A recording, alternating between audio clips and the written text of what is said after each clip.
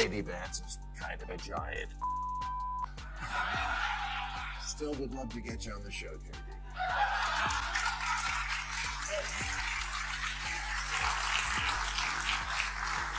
But he doesn't couch. It's not in his book, as the rumor suggested. What goes on between a man and upholstery is none of my business, but in this case, it just didn't happen. But what is in that book is a much more interesting passage where Vance recalls how at age 8 he thought he might be gay. This really resonated with me because when I was 8, puberty was still a few years off, so I hated girls at 8. They had cooties, and I only wanted to be with boys. Well, that does sound gay. Trump's time as president is like an open mic night where the worst comedian in the world won't leave the stage. And Bill Maher just showed up with a bright light and sharp jokes. Picture JD Vance trying to act like Trump's hype man while Trump stumbles around, only to get roasted badly by someone who actually knows how to make jokes land. Maher doesn't even need a script. Trump gives him new material every single day, turning every mistake into a setup and every meltdown into the punchline. Kim Jong-un has state stenographers who follow him everywhere and scribble his genius ideas into their notebooks and applaud. Well, Republicans, that's you now.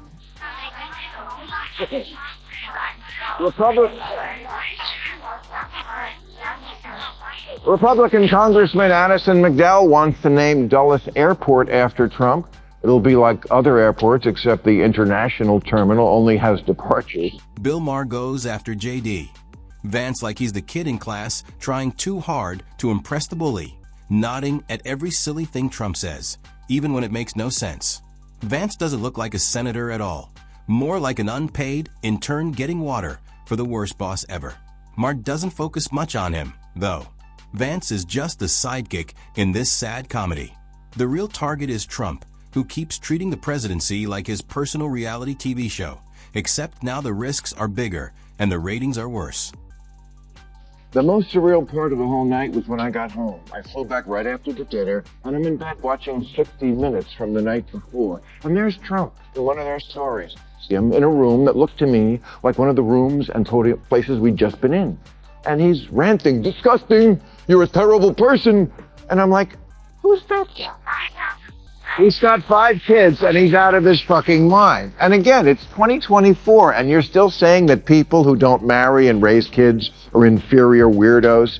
Thanks, Phyllis Schlafly. Let me check my beeper to see if 1990... If you're enjoying this video, don't forget to subscribe and hit the bell. Trump is so obsessed with being seen as smart that he doesn't realize he's the joke. Maher shows him as the guy who thinks tweeting insults is the same as making laws, and who believes a loud crowd means he's doing a good job. Every rally is less like politics and more like an ego buffet, where the only thing on the table is applause.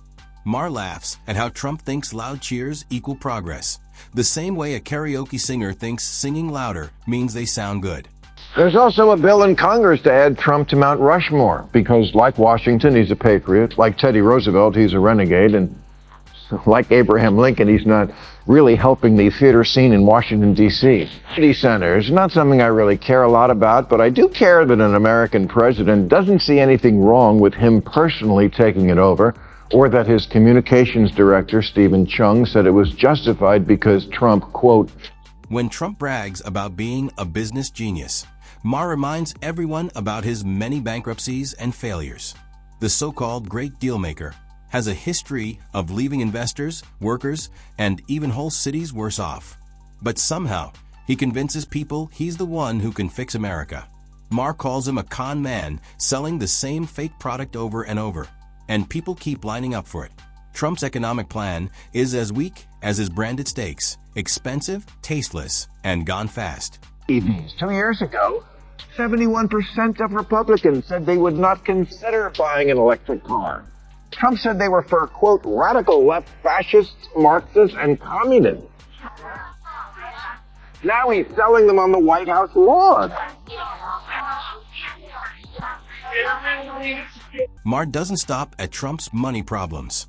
He makes fun of Trump's foreign policy too, showing how Trump walks around the world stage like it's another episode of Celebrity Apprentice.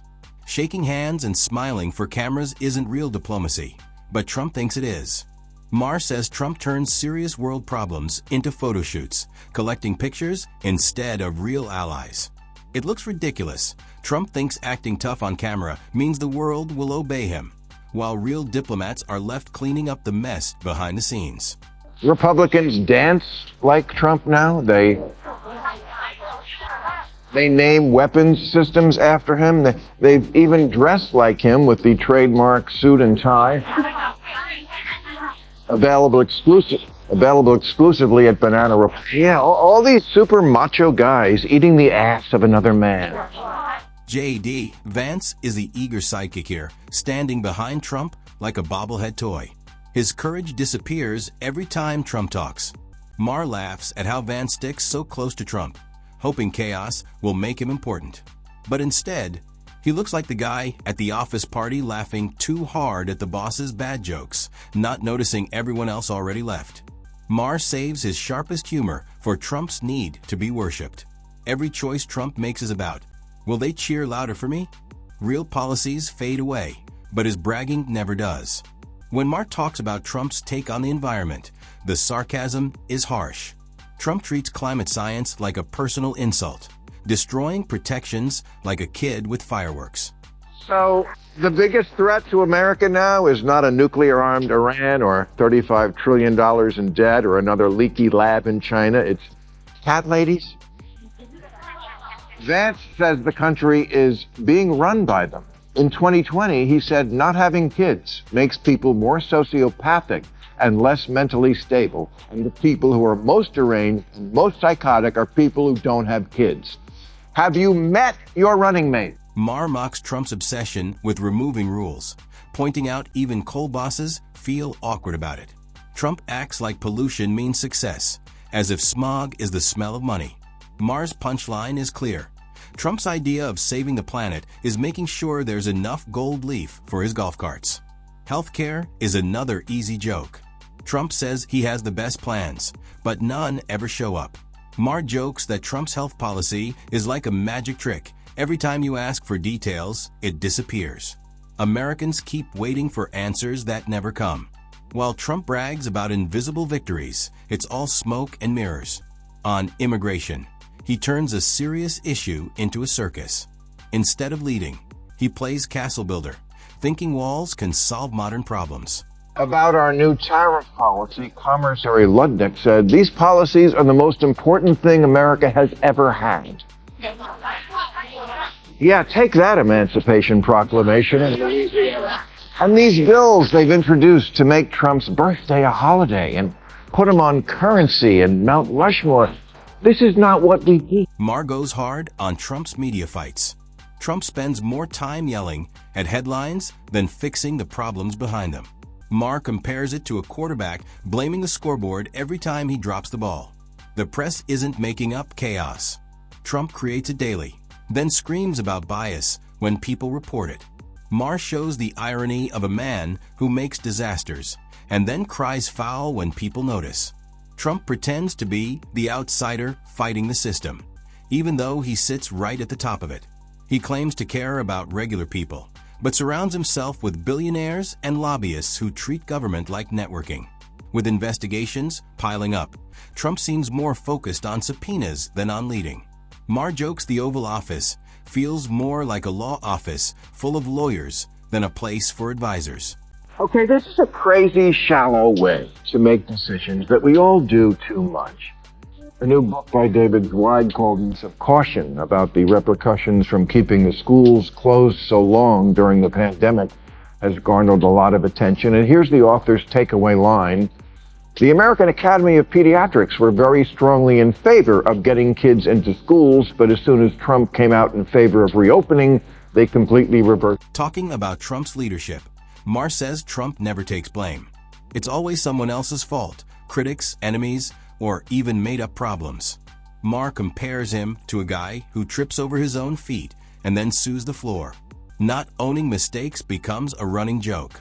Each denial shows how fragile his ego is. Maher also laughs at how every crisis turns into a vanity project for Trump. Instead of fixing problems, he just repeats slogans over and over, like a preacher trying to sell miracles. But repeating words doesn't make them true. Trump acts like saying things loudly makes them real, while the truth is still empty promises with no action. His followers cheer at the echo, pretending it's progress. And finally, new rule, someone has to tell me how Americans can keep becoming more alike, but also hate each other more than ever. I was made to think of this recently when it came to my attention that vice presidential candidate JD Vance fucks his couch. Oh, I'm sure you heard it too. It was everywhere. One guy wrote it on Twitter, and immediately half the country was all in. Our hate for each other is so intense. We all just immediately believe anything bad about the other side. I mean, don't get me started on they're eating the dogs. They're eating the dogs. They're coming for the pets. They're eating the dogs. Maher drags JD Vance again for his blind loyalty. He looks like the eager apprentice who doesn't see his master sinking. Maher paints him as the guy polishing brass on the Titanic, thinking it's all part of winning. His devotion doesn't look strong, it looks desperate. Maher also mocks Trump's obsession with rewriting history. Instead of new wins, Trump relives old battles, bragging about fake victories and clinging to grudges.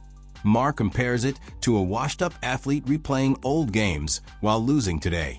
Trump's presidency feels like a sad concert tour of complaints. He sells himself as a tough leader, but crumbles at the first sign of criticism. Maher imagines the White House like a revolving door. Staff barely unpack before getting replaced.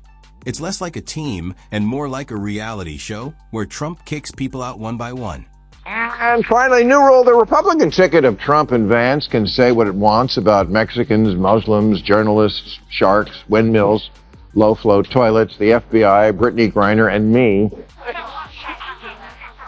But for the love of God, leave childless cat ladies out of it.